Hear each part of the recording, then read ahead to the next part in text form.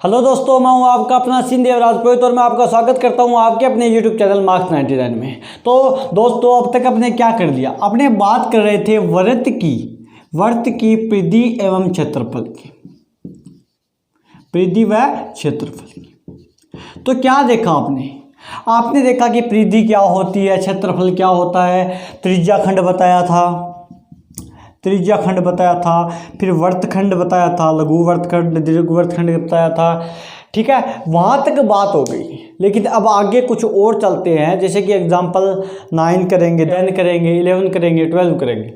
ठीक है, तो एग्जांपल की तरफ मूव करने से पहले, एग्जाम्पलों की तरफ जाने से पहले अपनी सोच को थोड़ा सा ज़्यादा और बढ़ाएंगे कि अपने को करना क्या है वो थोड़ा सोचेंगे। ठीक है, मैं आपके साथ हूँ, आप टेंशन मत लीजिए। चलो तो आइए बात करते हैं किसकी, एग्जाम्पल नंबर 9 की।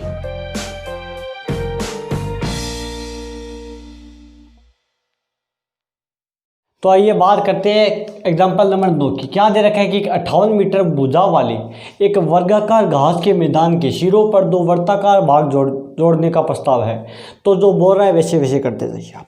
पहले बोल रहा है कि 58 मीटर भुजा वाले एक वर्ग, मतलब 58 मीटर भुजा वाला एक वर्ग है सर। मैंने कहा ओके जी, अच्छी बात है। ये लीजिए, इसकी भुजा कितनी भाई, 58 मीटर। ठीक है, नाम दे दूं क्या, ABCD दे दिया। घास के मैदान के सिरों पर 2 वर्ताकार भाग जोड़ने पर, मतलब 2 सिरों पर है ना, इसके ये जो सिरा है, इसके सिरों पर ये भाग जोड़ दिए गए हैं 2, वो भी वर्ताकार। प्रस्ताव है, जोड़ने का प्रस्ताव है। प्रत्येक वर्त का केंद्र वर्ग के विकर्ण का प्रतिच्छेद बिंदु है। तो वर्ग का विकर्ण निकालने क्या, पहले वर्ग का विकर्ण ये रहा, हो गया ये वर्ग के विकर्ण। अब क्या बोल रहा है कि जो ये वर्त है, ये वर्त ऐसे घूम कर जाएगा ताकि क्या हो जाए कि यहाँ पे सेंटर हो, सेंटर यानी केंद्र हो। ठीक है, मतलब ये वर्त पूरा नहीं है। अगर ये अर्धवर्त होता तो यहाँ से घूम के ऐसे नहीं जाता, ये तो त्रिज्या हो जाती। फिर सेंटर तो ये है ना, सेंटर यहाँ आता अगर ये वर्त होता तो सर करे क्या। मैंने कहा अगर इसको मैं उल्टा करूँ या फिर इसको मानो तो ये क्या हो गया भाई, अगर इसको मैं थीटा मान लूँ तो ये नीचे वाला पूरा त्रिज्या खंड, और त्रिज्या खंड को एक जीवा काट रही है, तो ये वर्तखंड नहीं हो गया क्या, लघु वर्तखंड हो गया। यानी एक तो वर्ग है सर, और ये जो बाकी बच गई है लघु वर्तखंड। तो पूछा क्या है कि मैदान का क्षेत्रफल, संपूर्ण मैदान का क्षेत्रफल, तो संपूर्ण मैदान तो पूरा हो गया ना, इसका क्षेत्रफल पूछा है। तो इसमें क्या करना होगा अपने को, एक तो वर्ग का क्षेत्रफल प्लस में 2 लघु वर्तखंडों का क्षेत्रफल जोड़ना पड़ेगा। तो सर लघु वर्तखंड का क्षेत्रफल कैसे जोड़ें, ये तो 58 मीटर है, ये भी 58 मीटर है, हो गई, ये भी 58 मीटर और ये भी 58 मीटर है। तो सर ये तो त्रिज्या तो ये है ना अपनी, अगर ये वर्त है ऐसे घूम के आ रहा है तो त्रिज्या तो यही होगी। ये त्रिज्या तो अपने को दे ही नहीं रखी, इसलिए अपने को क्या करना पड़ेगा, अगर मैं वर्ग का विकर्ण निकाल लूँ सर, ये वर्ग का विकर्ण जो है ये मैं निकाल लूँगा, फिर इसका आधा कर दूंगा तो ये वर्त की त्रिज्या हो जाएगी ना। तो वर्ग का विकर्ण का जो फॉर्मूला होता है वो क्या होता है, वर्ग का विकर्ण, उसका फॉर्मूला होता है √2 भुजा। ठीक है, तो सर भुजा दे रखी है अपने को कितनी, 58 मीटर। कितनी दे रखी है, 58 मीटर। तो ये आ गया 58√2 मीटर आ गई। ये तो पूरा आ गया सर, क्या आ गया, ये तो पूरा ये विकर्ण आ गया। लेकिन बात तो अपने त्रिज्या की करनी है, इतनी त्रिज्या है, मतलब आधी है इसकी, तो त्रिज्या r बराबर, तो त्रिज्या r बराबर हो जाएगी 58√2/2, 29 दूनी 58, यानी 29√2 मीटर हो जाएगी सर। बोलो भाई, त्रिज्या आ गई। अब लघु वर्तखंड का क्षेत्रफल अपने ज्ञात कर सकते हैं। तो जो पूरे मैदान का क्षेत्रफल होगा वो क्या होगा, देखो इधर, पूरे मैदान का क्षेत्रफल वो क्या होगा सर, मैंने कहा वर्ग का क्षेत्रफल,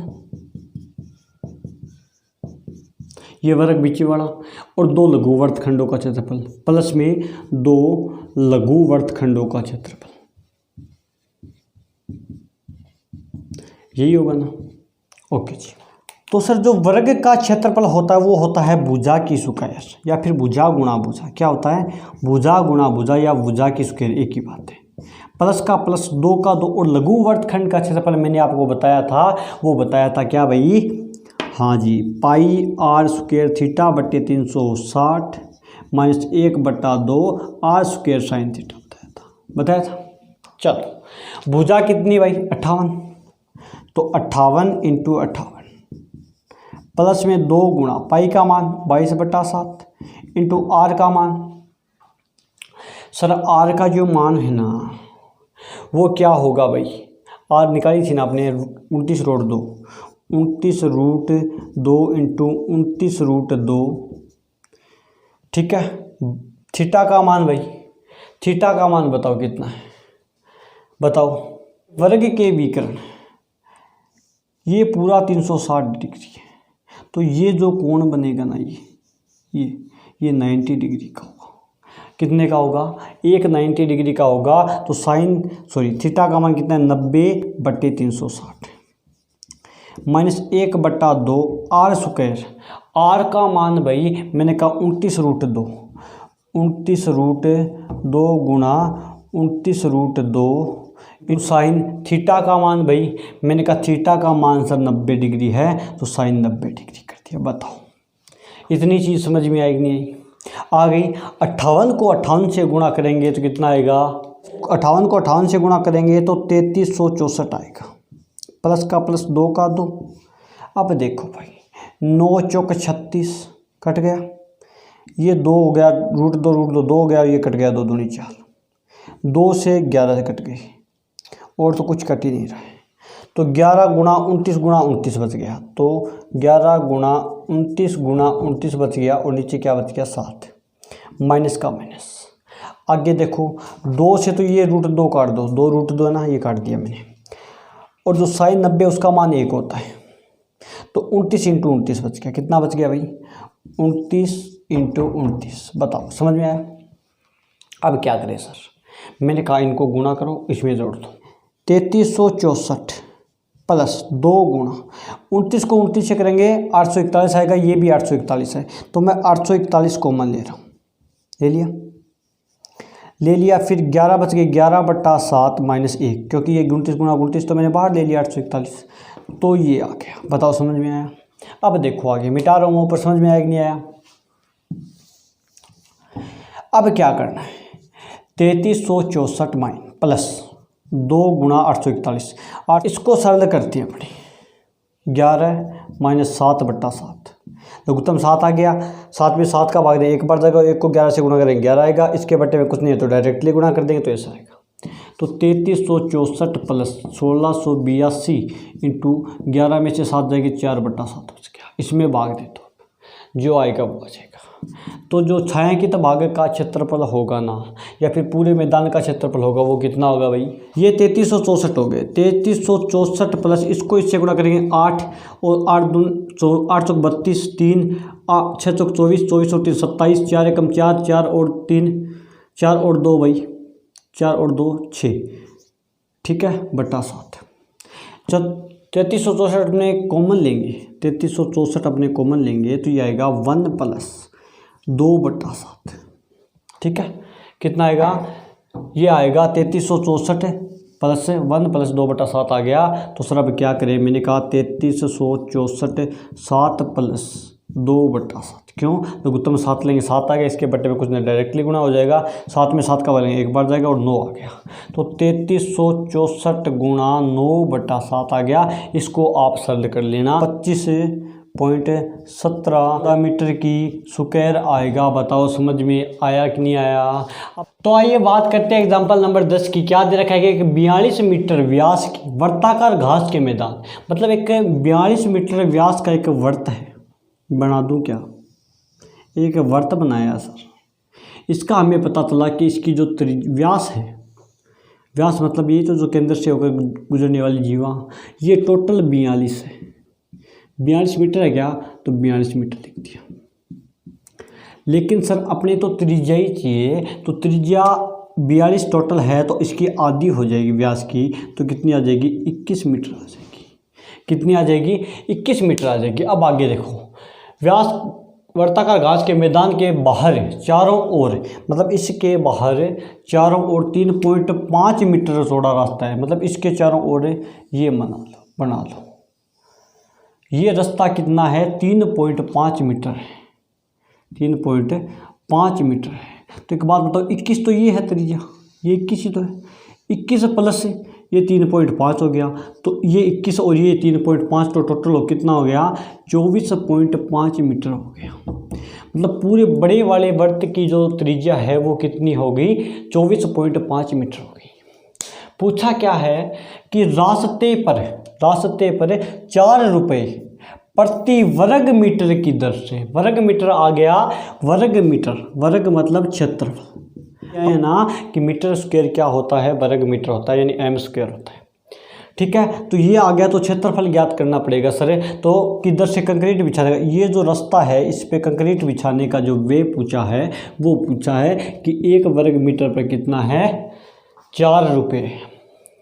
तो एक बात बताओ, ये सेकेंद्रीय वर्त नहीं हो गया, सेकेंद्रीय वर्त से घिरा हुआ क्षेत्र नहीं हो गया। तो बात करते हैं सेकेंद्रीय वर्त से, सेकेंद्रीय वर्त से घिरे क्षेत्र का क्षेत्रफल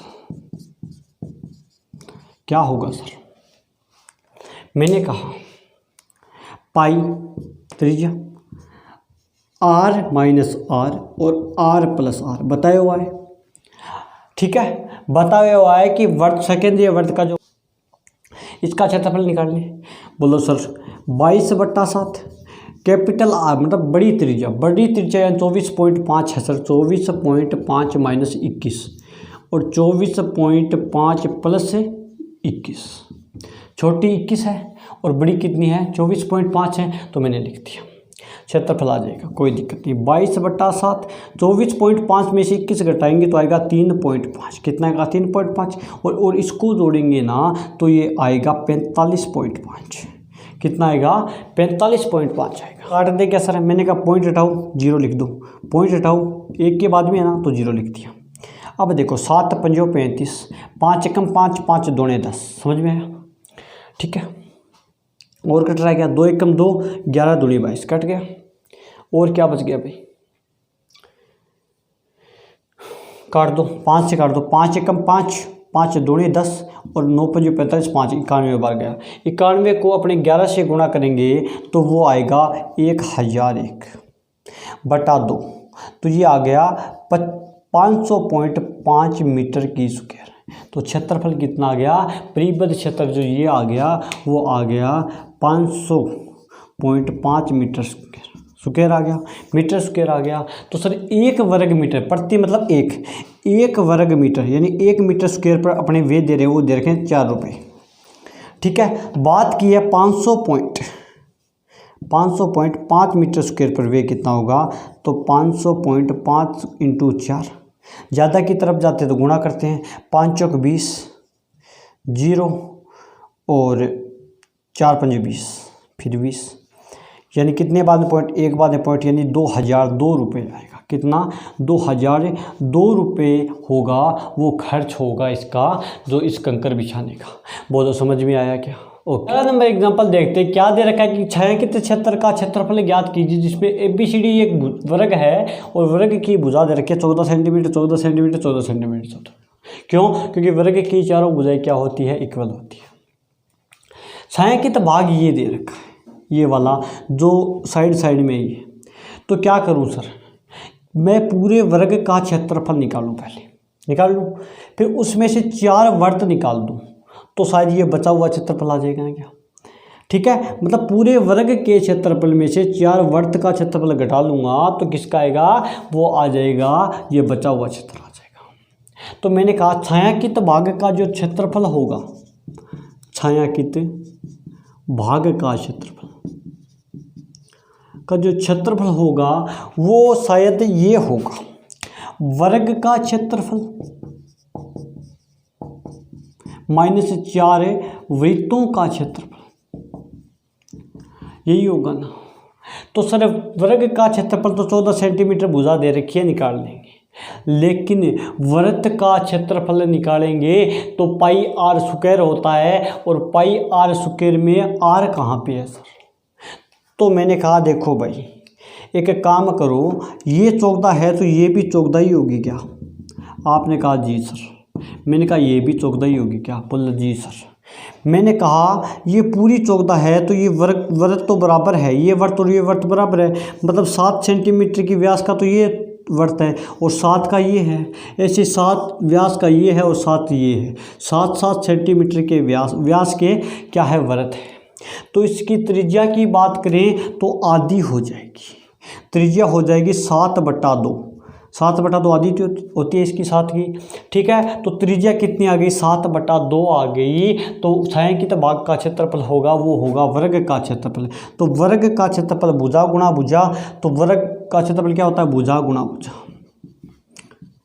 भुजा गुणा भुजा या भुजा स्क्वायर -4 गुणा वर्त का क्षेत्रफल, 4 वर्तों का क्षेत्रफल, तो 4 गुणा वर्त का क्षेत्रफल होता है पाई आर स्क्वायर, क्या होता है पाई आर स्क्वायर होता है। तो भुजा 14 × 14 -4 इंटू पाई का मान 22/7 इंटू आर का मान सर मैंने कहा आर का मान 7/2 है, तो मैंने 7/2 गुणा 7/2 कर दिया।